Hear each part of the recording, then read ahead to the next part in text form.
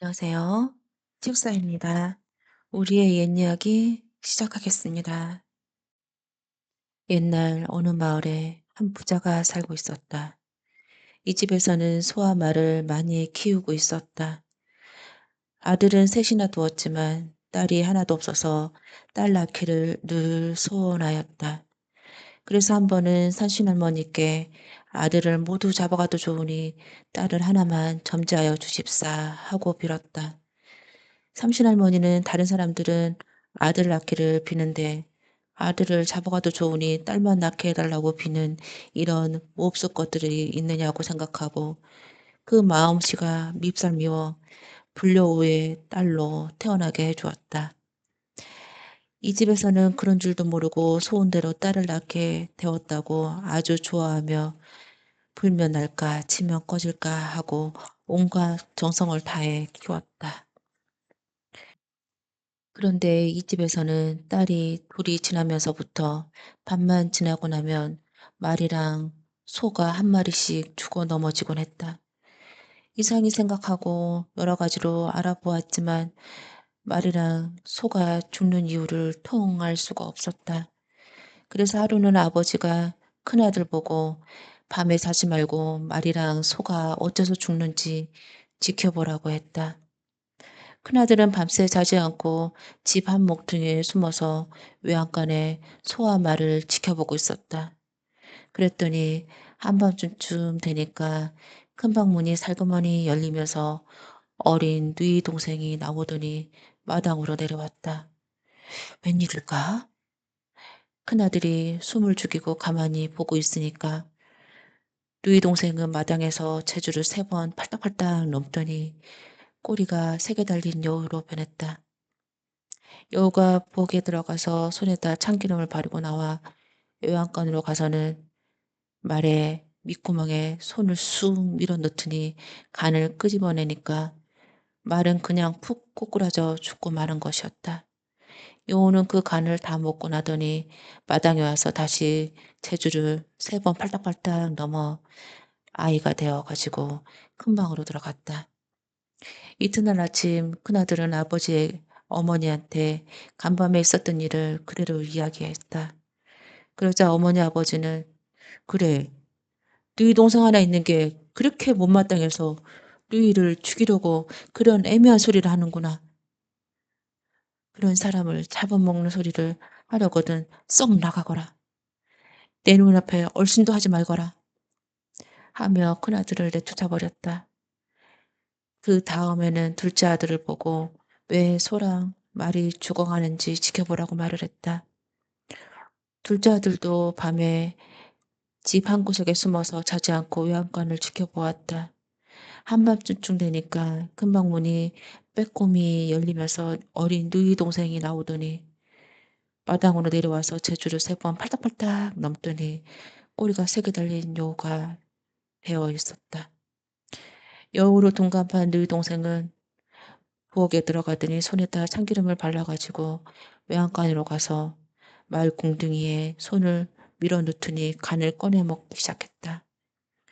그러니까 말은 당장 푹 꼬라지는 것이었다. 여우가 마당으로 내려와서 제주를 다시 넘으니 아이가 되어 큰 방으로 들어가게 되었다. 이튿날 아침 둘째 아들은 지난밤 일어난 일을 본 그대로 부모님에게 말을 했다. 그러니까 이번에도 아버지, 어머니는 버럭 화를 내면서 그래, 이놈도 너희 동생 하나 있는 것이 못마땅해서 그런 애매한 소리로 죽이려 하는구나. 그런 사람 잡는 소리랑 하려거든 집을 두고 볼 수가 없다. 썩 나가거라. 하면서 둘째 아들도 내쫓았다. 그 다음 날은 막내 아들을 들어 지켜보라고 했다. 막내 아들도 집에 한 모퉁이에 숨어서 밤에 자지 않고 지켜보았다. 한밤중쯤 되니까 두 형들이 본 거와 똑같이 큰 방에서 누이 동생이 살그머니 나오더니 마당에 내려와서 제주를 3번 팔딱팔딱 넘어 여우가 되어가지고 부엌에 가서 참기름에 손에 바르고 외양간으로 들어가 말의 밑구멍에 손을 들어매더니 간을 꺼내 먹고는 다시 제주를 넘어 아이가 되어 큰 방으로 들어갔다. 다음 날 아침 막내 아들은 지난날 본 일을 부모한테 말하고 말이 갑자기 죽은 것은 누이 동생이 간을 빼서 먹었기 때문이라고 말을 했다.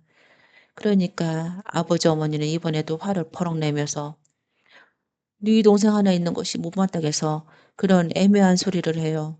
애를 죽이려 하는구나. 그따위 흉측한 말을 하는 놈은 집에 두었다가는 온 집안이 망할 것이다. 너 같은 놈 보기도 싫으니 썩 나가거라. 하며 셋째 아들도 내쫓아버렸다. 집에서 내쫓긴 막내 아들은 정처 없이 발길 닿는 대로 걸었다. 어디 가노라니까 아이들이 거북이 한 마리를 잡아 가지고 놀고 있었다. 가까이 보니 거북은 눈물을 줄줄 흘리며 이 막내 아들을 보고 살려달라고 애원하는 것처럼 보였다. 막내 아들은 불쌍하게 생각하여 아이들이 달라는 돈을 다 주고 거북을 사서 바다에 다시 넣어 주었다. 막내 아들은 또 정처 없이 걸어갔다. 이튿날 막내 아들이 어떤 강가에 걷고 있었다. 그때 강물에서 벼랑간 쩍 갈라지더니 하얀 말을 탄 초립동이가 물속에서 나왔다. 그리고는 막내한테 다가오더니 당신이 어제 우리 누님을 죽게 된 것을 살려주어서 우리 아버지께서 당신을 모시고 오라고 하시니 나하고 같이 갑시다 하고 말을 하였다. 막내 아들은 무슨 영문인지 몰라 사람을 살려준 일은 없다고 하면서 괴임적이 어리둥절하고 있었다. 그러니까 초립동이는 어제 아이들한테 돈을 주고 물에 넣어준 거북이가 우리 누님이고 용왕님의 딸입니다. 누님이 사람 세상에 구경 나왔다가 그만 사람한테 잡혀서 죽게 됐다가 당신의 덕분에 살아났습니다. 아버지 용왕께서는 그런 은인을 모셔다가 잘 대접해야 된다고 하면서 나를 내보내어 모셔오라고 했으니 어서 같이 가십다 하고 말하였다. 그러고 보니 등에 업히라고 하며 등을 내미는 것이었다. 막내 아들은 그제야 알아차리고 초립동이의 등에 업혔다. 초립동이는 막내 아들을 업고 백마에 올라타더니 강물 속으로 풍덩 뛰어들어갔다. 그리고 눈 깜짝할 사이에 용궁에 닿았다. 용궁의 궁궐은 빨간 산호기둥에 집을 짓고 총각같이 파란 종애로 지붕을 잇고 온갖 진주로 벽을 치장하였으며 아름다운 경치에 그린 병풍이 둘러쳐져 있었다. 온갖 물고기들이 길 양편에 늘어서서 풍향을 잡고 나팔을 불며 막내 아들을 환영했다. 용왕은 막내 아들을 들어오는 것을 보자 용상에서 내려와서 두 손을 접촉 잡고 인도하며 대고란을 데리고 들어가 용왕 옆에 앉혔다. 그리고 굉장히 큰 잔치를 베풀어 주었다.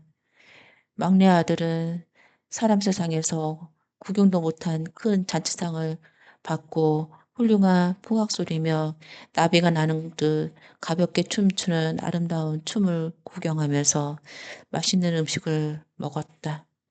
그리고 용궁 안에 여기저기 구경하게 되었다. 여러 가지 보물도 보았다. 보는 것, 듣는 것마다 모두 훌륭하고 신기한 것뿐이었다. 용왕의 아들은 막내 아들을 데리고 다니면서 용궁 안에 여러 곳을 구경시켜 주었다. 용왕님께서는 당신에게 선물을 주실 텐데 여러 가지 값진 보물 중에 한 가지를 가지라고 하시거든. 다른 것은 다 그만두시고 용왕님 옆에 있는 고양이를 달라고 하십시오. 하고 일러주었다. 막내 아들은 용궁 안에 꿈 같은 며칠을 보냈다. 하루는 용왕이 막내 아들을 불러놓고 그 앞에 온갖 보물을 벌려놓으며 제일 갖고 싶은 것 하나를 가지라고 말을 하였다. 막내 아들은 값진 여러 보물을 보고도 아무 말을 하지 않고 있다가 용왕 옆에 있는 고양이를 보고는 고양이를 달라고 말을 했다. 용왕은 끝까지 고양이를 갖다 무엇다 썩으려고 다른 좋은 보물을 많을 테니 그것들을 골라 보게나 하였다. 그래도 막내 아들은 그 고양이만 달라고 하였다. 그러나 용왕은 고양이를 내놓기를 꺼려하였다. 용왕의 아들이 그것을 보고는 누님을 살려준 은인이니 저렇게 원하는데 주시는 게 어떻겠습니까? 하고 말하였다. 용왕도 그 말을 듣고는 하는 수 없이 고양이를 막내 아들에게 주었다. 막내 아들은 고양이를 받아가지고 고양이 등에 몇 번 쓰다듬었다. 그랬더니 고양이는 예쁜 처녀로 변하였다. 막내 아들은 이 처녀와 결혼하여 용궁에서 재미나게 나날을 보냈는데 전에 살던 집이며 부모들이 어떻게 지냈는지 궁금해서 한번 가보고 싶은 생각이 들기 시작했다. 그래서 하루는 색시한테 그 뜻을 말하였다.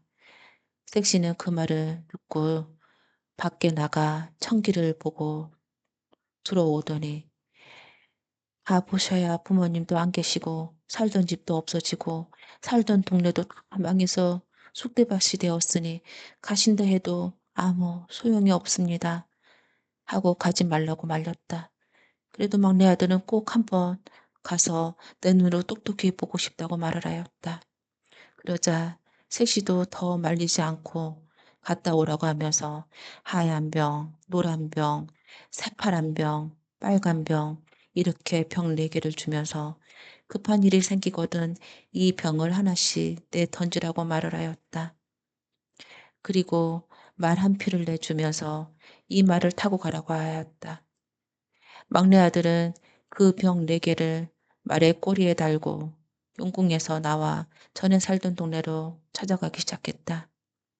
그 동네에는 색시 말대로 집도 사람도 없이 망해버리고 쑥대밭이 되어 있었다. 그런데 쑥대밭 사이에 조그마한 지름길이 하나 나 있었다. 막내 아들이 그 길을 따라가 보니 갑담이 있었는데 갑담 위에는 사람과 말들의 해골바가지며 뼈다귀들이 질비하게 놓여 있었다. 각담 안에는 다 쓰러져가는 집 한 채가 있었는데 막내 아들은 각담 밖에 어물거리고 있었다. 그런데 어디선지 제 누이 동생이 뛰어나오며 아이고 오라버니 이게 웬일이요? 어서 오세요. 어서 오세요. 하며 덥석 물떨며 반갑게 손을 마주잡고 방 안으로 끌고 들어갔다. 누이의 눈은 빨갛고 입은 기미까지 찢어져 있었다. 사람이며 소, 말 다 잡아먹고 그렇게 된 것이었다. 막내 아들은 공연히 찾아왔다고 누이치며 무서운 생각이 났지만 하는 수 없이 끌려서 방으로 들어갔다. 오라버니 진지를 치셔야지요. 누이 동생은 이렇게 말하고 부엌에 나가 밥을 짓는다고 하더니 다시 방으로 들어와 오라버니가 도망칠까 끈으로 오라버니 몸을 메고 한 끈은 제 손을 쥐고 다시 부엌으로 나갔다. 막내 아들은 이런 꼴을 보고 여기 오래 있다가는 큰 변을 일어날까 싶어 자기 몸을 메어 있는 노끈을 풀어 문고리에 메어 놓고 가만히 뒷벽을 타고 나와서 말에 올라탔다. 나는 간다. 한마디 치고는 빨리 말을 몰아 달아났다. 그러니까 누리는 오라버니 하하하 오라버니 진지 잡수고 가라니까 왜 그냥 가요 하면서 뒤쫓아오고 있었다. 막내 아들은 그냥 말을 달려 뛰어나갔다. 그랬더니 누이는 꼬리가 9개 달린 여우로 변해 가지고는 말한테 사람한테 두 떼를 먹을 때 놓쳤구나. 내가 990명을 잡아먹고 한 사람만 더 잡아먹으면 되는데 놓치게 되었구나. 아이고 보내라. 아이고 보내 하면서 자꾸 쫓아왔다. 그리하여 거의 막내 아들이 말의 꼬리를 붙잡게끔 되었다. 막내 아들은 이것을 보고 노란 병을 여우에게 던졌다. 그랬더니 병이 깨지면서 그 일대에 큰 바위산이 되어 길을 막았다. 여우는 그 바위산에 파묻혀 헤매다가 바위산을 넘어 무척 애를 쓰고 있었다. 그러다가 어떻게 해서 바위산을 뛰어넘어 다시 뒤쫓아왔다. 그리하여 다시 말의 꼬리를 붙잡을 만큼 가까워졌다. 막내 아들은 또 위태롭게 되어 흰 병을 여우 꼬리에 내던졌다. 그랬더니 이번에는 그곳 일대가 큰 가시덤불이 되어 길을 막히게 되었다. 여우는 가시던 불을 끄고 나오려고 버둥거리고 애쓰고 있었다. 그러는 동안 막내 아들은 말을 달려서 멀리 달아났다. 그런데 여우는 다시 가시덤불을 헤치고 나와 또 뒤쫓아왔다. 그리하여 거의 말꼬리를 붙잡게 되었다. 막내 아들은 이번에는 파란 병을 여우 머리에다 내던졌다. 병이 깨지다 이 일대는 큰 강으로 변했다. 여우는 강물 속에 빠져 강을 건너리라 허우적거리며 몹시 애를 쓰고 있었다. 그동안 막내 아들은 말을 채찍질하여 빨리 달려 멀리 달아났다. 여우는 강물에서 한참 허우적거리다 겨우 강물에서 나와 다시 달렸다. 그리하여 막내 아들이 말꼬리를 거의 붙잡을 만큼 쫓아왔다. 막내 아들은 이번에는 빨간 병을 여우의 머리에다 내던졌다. 그랬더니 이번에는 그 일대가 불이 나서 헐 타는 것이었다. 여우는 불바다 속을 헤치고 나오려다가 그만 불길이 오나 거세어 불에 타 죽고 말았다. 막내 아들은 이렇게 여러 번 여우 누이한테 잡혀먹을 고비를 면하고 살아 돌아 용왕의 딸하고 결혼하여 죽는 날까지 오래오래 잘 살았다고 한다.